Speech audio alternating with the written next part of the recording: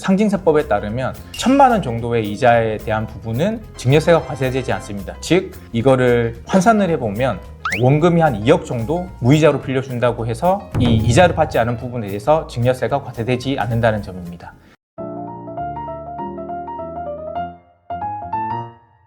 안녕하세요. 박성훈의 세무노트 박성훈 세무사입니다.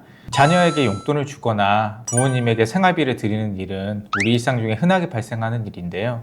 하지만 이렇게 가족끼리 오가는 따뜻한 정이 증여세 고지서가 되어 돌아오는 일이 흔하게 발생합니다. 매달 몇십만 원에서 몇백만 원 정도 보내는 게 문제가 되겠어? 라고 생각하시기 때문이죠. 그런데 최근 국세청의 어떤 세무조사 흐름은 AI를 활용하기 때문에 이런 작은 건들도 실제로는 포착이 되고 있다고 알고 계시면 됩니다. 가족 간에는 분명 사랑으로 오가는 돈이기는 하지만 이게 명확한 기록이 뒷받침이 되지 않으면 증여세로 볼 수밖에 없는 국세청의 현실이라고 생각해 주시면 됩니다. 왜냐하면 우리는 이제 좋은 마음이 해주는 거겠지만 국세청 같은 경우에는 명확한 기록이 없으면 이거 증여가 아니냐라고 우선 추정을 하기 때문이죠.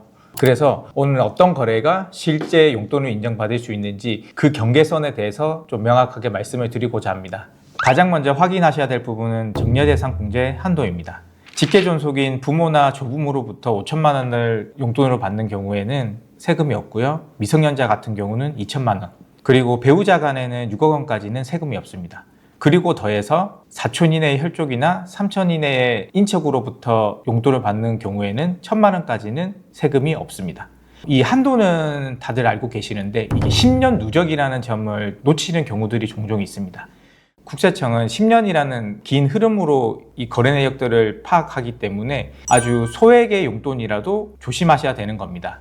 예를 들어 성인 자녀에게 월 50만 원씩 10년간 보냈다라고 가정을 한번 해보겠습니다. 그렇게 되면 50만 원 곱하기 120개월 총 6천만 원이 되는 거죠. 그럼 여기에서 비과세 한도인 5천만 원을 넘어선 1,000만 원에 대해서는 원칙적으로는 증여세 신고를 하고 세금을 납부해야 되는 것입니다. 물론 이제 생활비나 교육비 등 세법에서 열거하고 있는 특정 항목에 대해서는 증여세를 부과하고 있지는 않지만 이것을 소명하기란 좀 까다롭다고 보시면 됩니다. 상징세법 제46조에 따르면 생활비나 교육비 중에 사회통념상 타당한 범위 내에서의 금액은 비과세 한다라고 규정하고 있습니다. 그럼 여기에서 이제 이 비과세를 적용받기 위한 두 가지 중요한 기준이 있는데요. 첫 번째는 이 생활비 등을 받는 가족이 경제적 자립을 할 수 없는 피부양자인 것인가, 두 번째로는 실제 생활비로 지출을 하였는가입니다.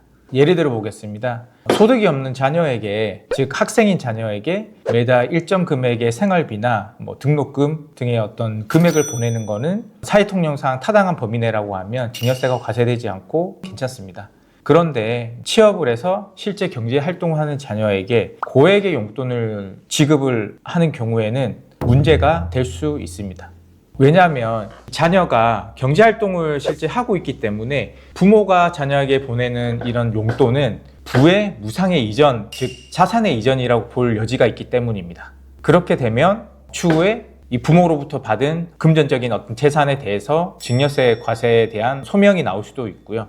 그리고 문제는 이 자녀가 이렇게 받은 용돈을 가지고 주식이든 부동산을 매입을 하는 과정에서 그 자금으로 활용을 했다라고 하면 그 즉시 문제가 될 소지가 다분합니다. 실제 상징세법 통칙에 보면 생활비나 교육비 명목으로 지출한 금전이라 할지라도 자산 형성에 사용을 했다라고 하면 증여세 과세 대상으로 보고 있습니다.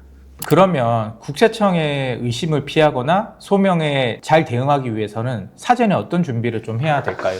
저는 한 가지를 좀 중요하게 말씀을 드리는데요. 이체를 할 때 보내는 사람의 메모를 신경을 쓰라는 겁니다.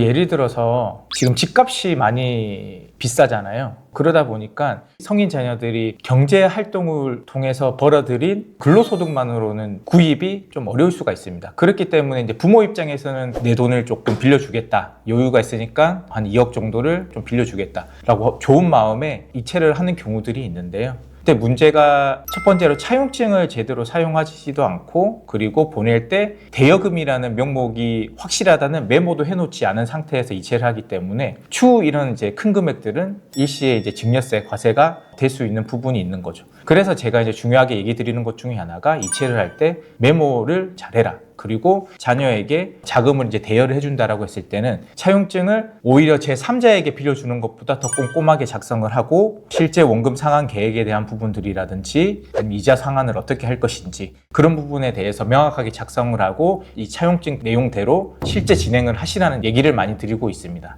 그리고 또 하나가 이제 이자적인 부분은 상징세법에 따르면 1,000만 원 정도의 이자에 대한 부분은 증여세가 과세되지 않습니다. 즉 이거를 환산을 해보면 원금이 한 2억 정도 무이자로 빌려준다고 해서 이 이자를 받지 않은 부분에 대해서 증여세가 과세되지 않는다는 점입니다. 즉 내가 자녀에게 2억 원을 무이자로 빌려주는데 이때 이자는 받지 않으셔도 되지만 원금에 대한 상환 계획은 철저하게 잡으시고 그 계획대로 원금 상환을 받으셔야 된다는 겁니다.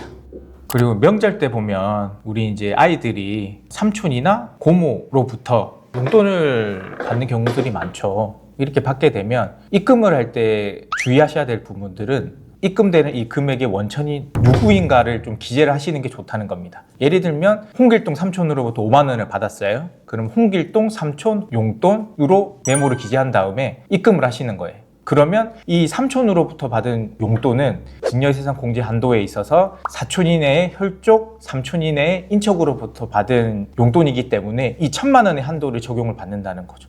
그럼 이 1,000만 원의 한도 이외에 직계존속으로부터 받는 5천만 원의 한도는 또 별대로 산정이 되는 거고요. 그래서 제가 이제 하나 더 추가로 얘기를 드리는 부분들이 그냥 명절 용돈, 무슨 축하금 이런 식으로 하시면 안 되고 누구로부터 받았는지 명확하게 하시라는 점입니다.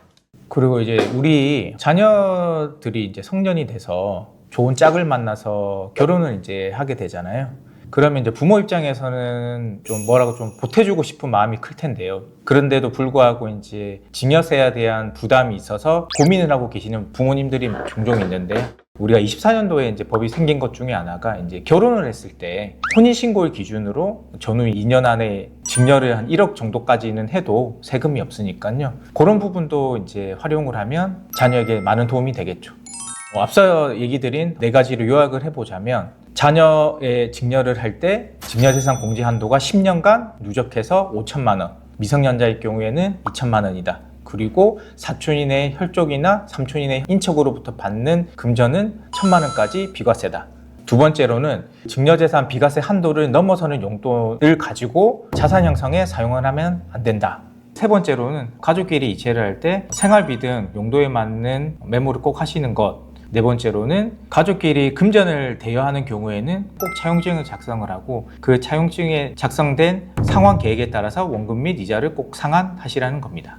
가족 간의 따뜻한 마음이 세금으로 연결되지 않도록 몇 가지 주의사항을 말씀드렸는데요. 이 주의사항들을 꼭 기억하셨으면 좋겠습니다. 저는 다음 영상에서 더 유익하고 명쾌한 세무 정보로 찾아뵙도록 하겠습니다. 감사합니다.